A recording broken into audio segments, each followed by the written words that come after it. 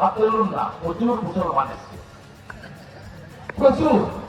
উঠাইয়া हाथ लो, उठाइए ऊपर। ये तो बहुत अच्छा है,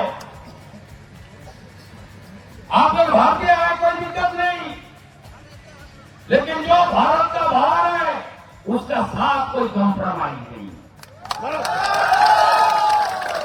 आप लोग इंडियन है, आप लोग बार बार बताया एपीजे अब्दुल कलाम को प्रेसिडेंट कौन बनाया? अटल बिहारी वाजपेयी जी बनाया। শুনে রাখুন,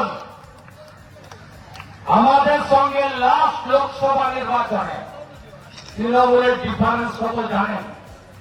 42 লাখ, দরকার কত জানেন? 22 লাখ। আর এসআইআর এর শুরুতে ভোটার লিস্টে নাম চলে গেছে কত জানেন? 2,40,00,000 লাখ। এর অর্ধেক যদি উঠে 1,20,00,000 লাখের নাম উঠবে না, মৃত্যুর নাম উঠবে না, ডবল ট্রিপল এন্ট্রি উঠবে না, ভুয়া ভোটার উঠবে না, বাংলাদেশের মুসলমান অনুপ্রবেশকারীর নাম উঠবে না। ভারতীয় মুসলমানের কোন চিন্তা নেই। মোদীজির সব স্কিম আপনারা পান। মোদীজি সবার জন্য, সকলের জন্য কাজ করে, কোন চিন্তা করবেন না। কিন্তু ঘুষপেটিয়া নো, অনুপ্রবেশকারী bye bye, tata bye bye. অতএব এসআইআর এর সেমিফাইনালেই পিসি এবং ভাইপো ভোট একটা। ওই চিৎকার করছে এসআইআর করতে দেবো না, দম থাকলে আটকে দেখা।